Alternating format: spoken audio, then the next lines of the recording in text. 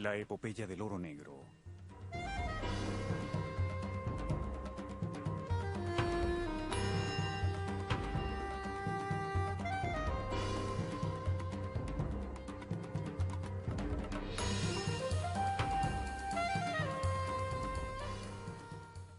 Apenas 100 años después del comienzo de la era del automóvil, los expertos advierten que el hombre ya ha quemado casi la mitad de las reservas mundiales de petróleo que le ha tomado millones de años a la naturaleza en producir.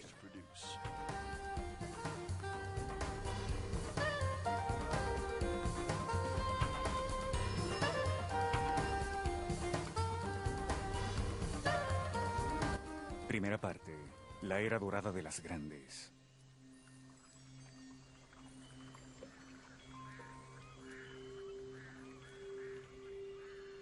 Apenas el petróleo fue descubierto en cantidades grandes, se crearon enormes compañías, principalmente anglo-estadounidenses, llamadas las grandes, para su extracción, refinación, transporte y comercialización.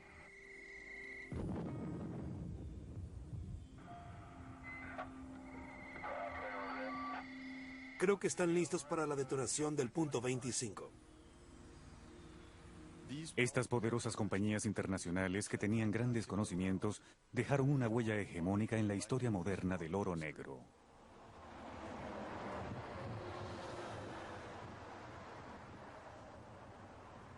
La fiebre del oro negro.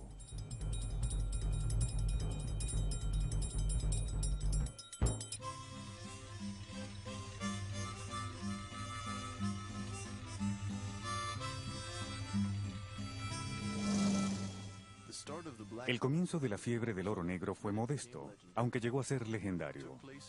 Aconteció en Titusville, Pensilvania, en la costa este de Estados Unidos, cerca de un pequeño río donde la presencia de petróleo era tan evidente que fue llamado Arroyo de Petróleo.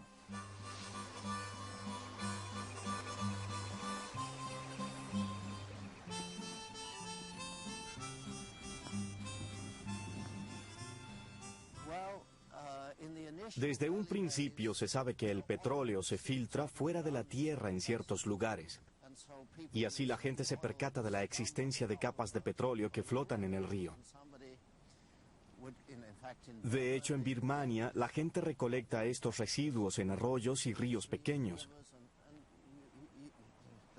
lo que indica que en ciertos sitios el petróleo brota de forma natural. En Pensilvania había muchas de estas filtraciones.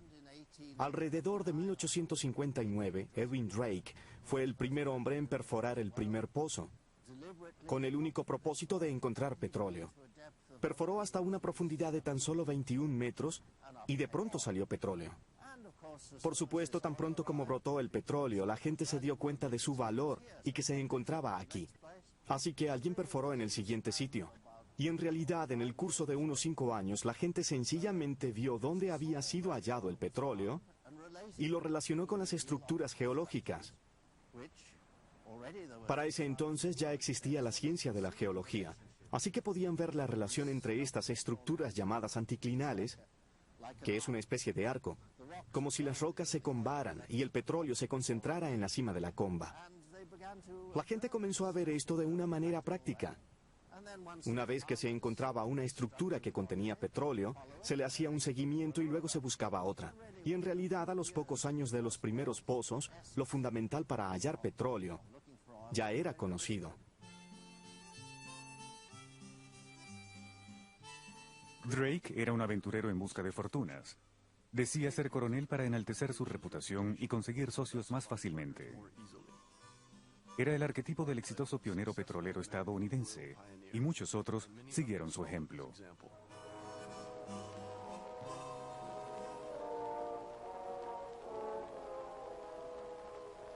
¡Petróleo! ¡Petróleo! ¡Petróleo! ¡Petróleo! ¡Petróleo! ¡Petróleo! ¡Petróleo! ¡Petróleo! Después de su descubrimiento, se apoderó de Pensilvania un frenesí por buscar petróleo.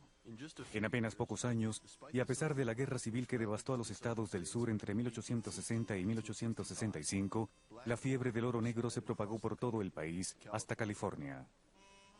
Fue en la misma época en que la conquista del oeste estaba casi concluida gracias a la construcción del ferrocarril transcontinental.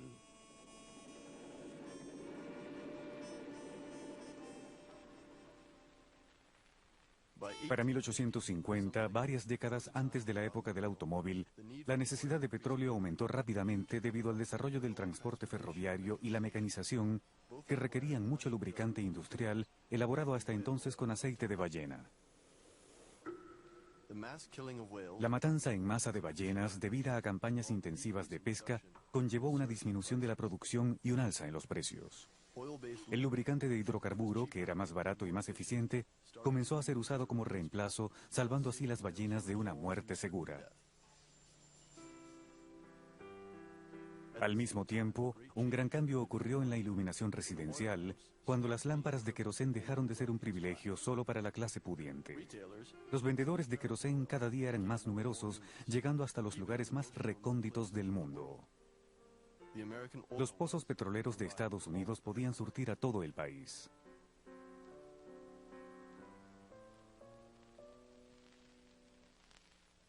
En los años siguientes se descubrieron cada vez más yacimientos. En Oklahoma, Luisiana, Ohio y Texas, las torres de perforación estaban en todas partes. De acuerdo con un diario local, formaban un bosque tan denso que era posible caminar de una torre a otra sin pisar el suelo. Esta proliferación se debió principalmente a una particularidad de las leyes estadounidenses. En Estados Unidos, a diferencia de la mayoría de los países europeos, el subsuelo no le pertenece al Estado, sino al propietario de la tierra.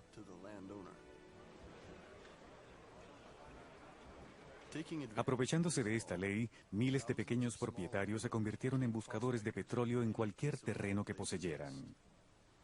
Los propietarios de los pozos eran tan desorganizados que se presentó una amenaza de inundación en los estados petroleros. Esto produjo una caída en el precio del crudo. Rápidamente, la situación se tornó anárquica. Los reyes del petróleo.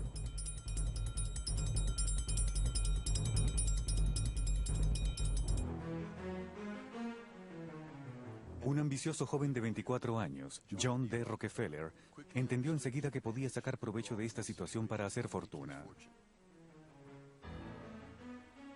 Se dice que Dios creó el mundo y Rockefeller lo puso en orden. Detrás de su éxito estaban su intuición visionaria y su inagotable energía, pero también un desprecio total por la ley. Les dijo a los buscadores de petróleo: arriesguen sus dólares para encontrar nuevos campos, y cuando hayan encontrado petróleo, tendrán que pedirme que lo transporte, lo refine y lo comercialice. Así fue como en 1870, a la edad de 31 años, fundó una compañía que habría de ser legendaria: Standard Oil. El destello de inspiración de Rockefeller fue estandarizar la elaboración de productos refinados. Su idea giraba en torno a un mercado estándar, término que incluyó en el nombre del imperio que creó. Una vez que fuera posible suministrar productos estándares al mercado, productos específicos que pudieran ser usados por gente diferente, el petróleo podría ser usado a gran escala y particularmente en automóviles. Ciertamente, estas dos industrias se desarrollaron en paralelo. Los automóviles requerían de un producto estándar y el petróleo necesitaba un mercado, si se quiere, también estándar. Así que el destello de inspiración de Rockefeller fue haber visto esta oportunidad y haberla aprovechado. Desde el principio, Rockefeller impuso su propia ley sobre los pequeños propietarios de tierra y se deshizo de un competidor tras otro. Para él, cualquier medio era válido a fin de lograr su meta, incluyendo el chantaje, la compra de políticos y jueces, el espionaje industrial y la violencia. Un ejemplo de esto es la guerra que lanzó contra los propietarios de oleoductos. Cuando estos se enfrentaron a él, Rockefeller, sin pensarlo dos veces, envió a sus secuaces para sabotear las instalaciones. Su ansiedad por el éxito no tenía límites. En apenas pocos años, Rockefeller erigió un verdadero imperio petrolero de 70 compañías que comprendían la Standard Oil. En la tierra del libre mercado, ese poder tan monstruoso convirtió a Rockefeller en el hombre más odiado de Estados Unidos. La prensa desató su furia contra él a través de violentas campañas. Más aún, en 1890, presionado por magnates petroleros independientes que estaban al borde de la ruina, el Congreso de Estados Unidos votó a favor de la ley antimonopolio Sherman. Después de una batalla legal de 20 años, Rockefeller fue obligado a desmantelar la Standard Oil en 34 compañías que compitieran entre sí. A pesar de estos leves contratiempos, Rockefeller logró mantener su poder, su fortuna y su influencia en el círculo de los magnates del petróleo. J.D. Rockefeller entró en el negocio poco después que fue descubierto petróleo en el pozo Drake. Era un genio para la organización y un competidor muy despiadado. Y esa era la combinación que se necesitaba a principios de esa época. Él observó la industria y vio caos en ella. Y su mentalidad como contador, su alma contable, lo convenció de que él era quien podía imponer el orden en ese caos. Durante unos 30 años operó bajo el esquema de integración vertical, conectando refinación, transporte y comercialización entre sí, y finalmente conectando también la producción de petróleo. Y este se convirtió en el modelo de todas las compañías grandes del país durante los 50 o 75 años siguientes. Con la aceleración de la globalización industrial, el modelo de Rockefeller fue adoptado rápidamente al otro lado del Atlántico a través de una compañía anglo-holandesa identificada con el símbolo de una concha marina.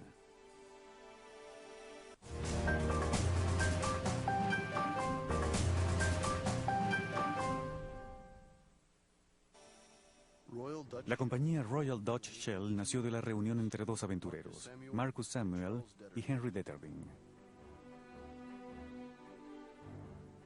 El primero poseía una compañía naviera llamada Shell, cuyo negocio, como lo indica su nombre en inglés, era transportar conchas marinas exóticas de lo que ahora es Indonesia hasta Holanda. El otro era el gerente de una empresa pequeña petrolera, Royal Dutch, que explotaba un campo petrolero cerca de Sumatra. Después de competir ferozmente en el mercado, los dos protagonistas decidieron unirse y formar una compañía matriz, la Royal Dutch Shell, en 1909.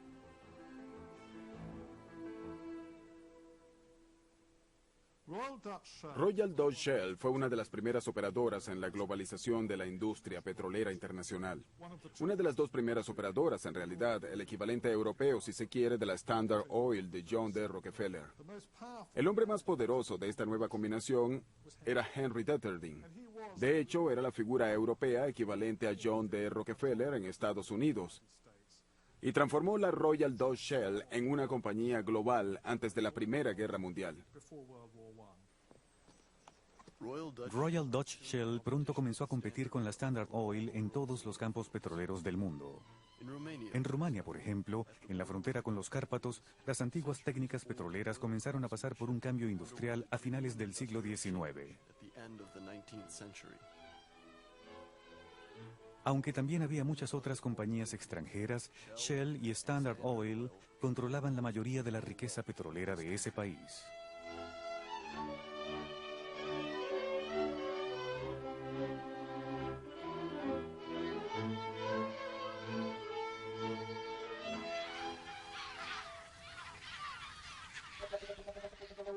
Fue en Azerbaiyán, en la región de Bakú, a orillas del mar Caspio, donde las grandes desataron la batalla más feroz, tan feroz como el número de yacimientos petrolíferos.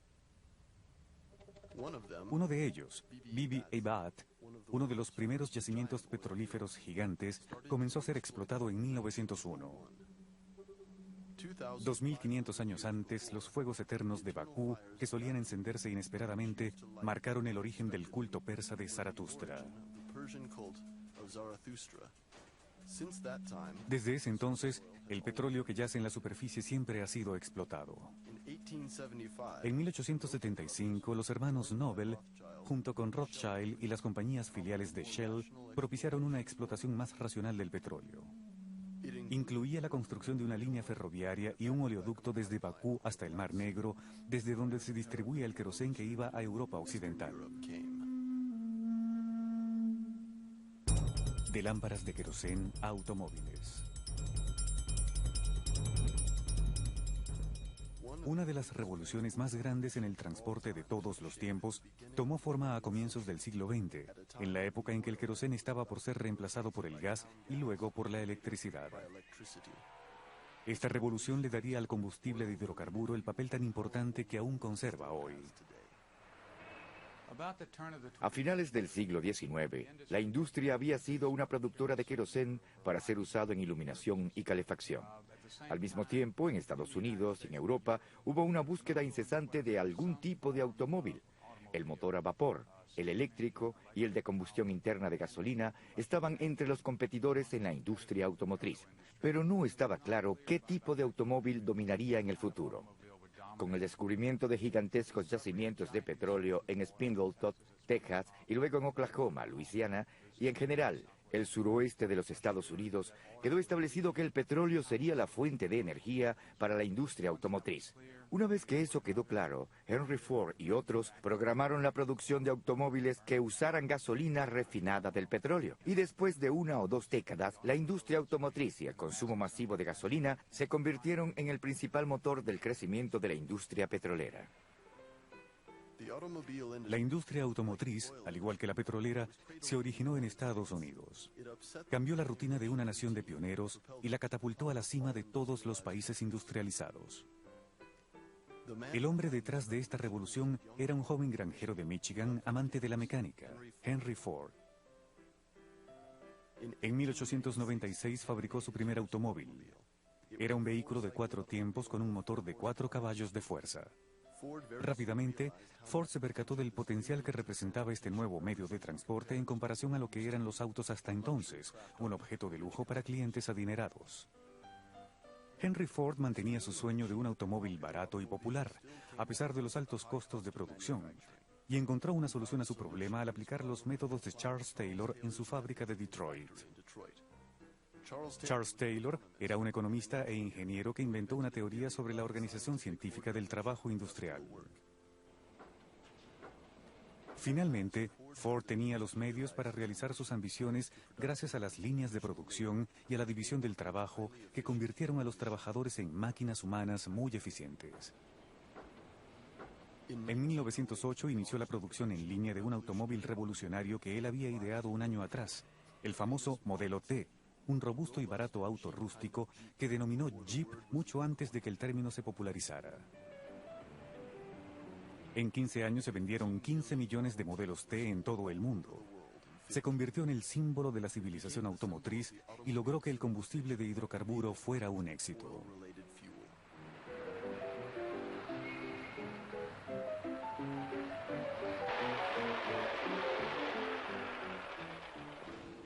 La llegada del automóvil desató una competencia intensa entre Estados Unidos y Europa en todas las áreas del transporte que usaban motores de combustión interna, incluyendo el aéreo, el terrestre y el marítimo. Los aviones definitivamente ganaron la batalla contra los objetos voladores menos pesados que el aire, que eran versiones modernas de los antiguos globos aerostáticos. La supremacía del carbón recibió su primer golpe cuando los motores diésel, alimentados con petróleo, comenzaron a ser usados por la Armada. El gobierno británico, cuyo poderío marítimo estaba en la cima, comenzó a interesarse en el petróleo desde el principio, a consecuencia del cambio de tecnología que ya se avisoraba. El petróleo se hizo importante para el gobierno británico desde comienzos del siglo XX, principalmente porque para la Armada Real el petróleo era un combustible muy superior al carbón. E Inglaterra en aquel momento se disputaba la supremacía naval con la Alemania imperial. Esa fue la razón principal del gobierno británico para apreciar el valor estratégico de tener suministros de petróleo.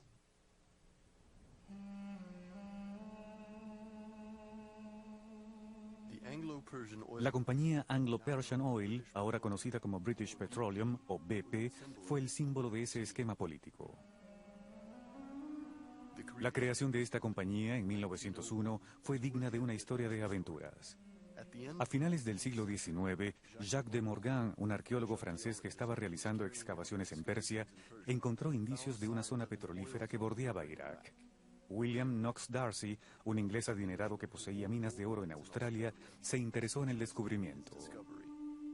Después que un arqueólogo estudió el terreno, Darcy logró obtener concesiones de minería del Shah de Persia a través de su gran visir, a cambio de un pequeño paquete de monedas de oro.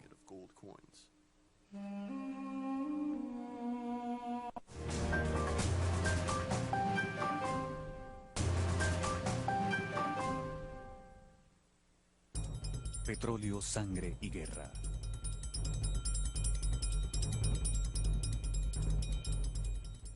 Pocos años después, el gobierno británico tomó la mayoría de las acciones de la Anglo-Persian bajo la iniciativa del joven ministro de la Armada de ese entonces, Winston Churchill, quien estaba convencido de la importancia estratégica que tendría el petróleo en caso de conflictos futuros. La Primera Guerra Mundial, que estalló poco tiempo después, le dio la razón. Sin embargo, esta guerra comenzó de una manera muy convencional, con cargas heroicas de la caballería y fuertes ataques de la infantería, cabeza de todas las batallas.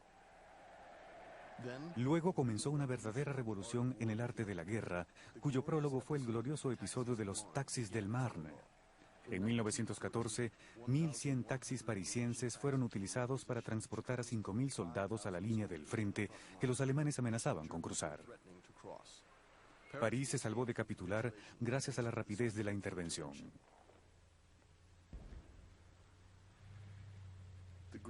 El cambio grande ocurrió a los 2 años, después de la terrible batalla de Verdún, cuando todos los jefes del Estado Mayor adoptaron el concepto de la guerra industrial. Estaba basado en el uso masivo de tropas motorizadas, tanques, camiones para el transporte de soldados, artillería autopropulsada, aviones y submarinos que le dieron al ejército un poder de movilización y destrucción sin precedentes. De allí en adelante, la tenencia de petróleo se convirtió en una necesidad esencial para los países en guerra. Los franceses, que dependían totalmente de sus aliados británicos para el suministro de petróleo, no estaban preparados para este tipo de revolución. Sus reservas se estaban agotando. En 1917, Georges Clemenceau, el jefe de Estado, se vio obligado a solicitar ayuda a sus aliados estadounidenses. Le envió un telegrama a Woodrow Wilson, presidente de Estados Unidos, que terminaba con esta aún famosa frase: si los aliados no quieren perder la guerra, cuando llegue el momento del supremo golpe alemán, Francia solo podrá combatir con petróleo, que es tan necesario como la sangre para la victoria. Su exigencia fue cumplida. 3 semanas después, recibió más de 40.000 toneladas de combustible que tuvieron un papel muy importante en la victoria de los aliados, ocurrida un año más tarde, mediante el armisticio del 11 de noviembre de 1918. Este episodio estaba lleno de lecciones. Por un lado, en 1918 existía un monopolio del Estado sobre la importación de petróleo. Aunque nuestro país tradicionalmente es liberal, el Estado aumentó su poder más y más durante la guerra. Por otro lado, Clemenceau, Henri Béranger y Louis Pinot, preocupados por este asunto del petróleo, pensaron que había que encontrarle una solución para después de la guerra. De manera que la Primera Guerra Mundial hizo que Francia se percatara de su debilidad, ya que el petróleo era absolutamente vital, sobre todo en tiempos de guerra. El cartel de las 7 hermanas.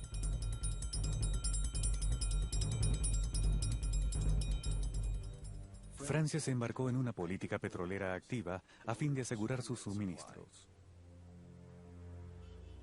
2 años después, en abril de 1920, durante la conferencia de San Remo, se le presentó una oportunidad cuando se discutía el delicado problema de la compañía Turkish Petroleum, que tenía socios alemanes.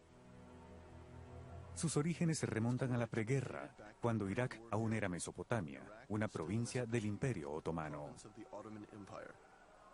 Calouste Gulbenkian, un brillante y adinerado empresario de origen armenio, estaba muy interesado en esta región debido a su petróleo y logró reunir a 3 socios con intereses completamente distintos: Anglo-Persian, Shell Oil y el Deutsche Bank de Alemania.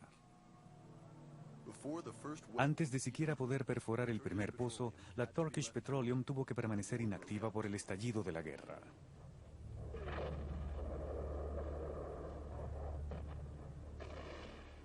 Todo cambió después de la victoria. Los aliados dividieron el Imperio Otomano, que era partidario de los alemanes. Los franceses y los ingleses compartieron el resto del moribundo imperio.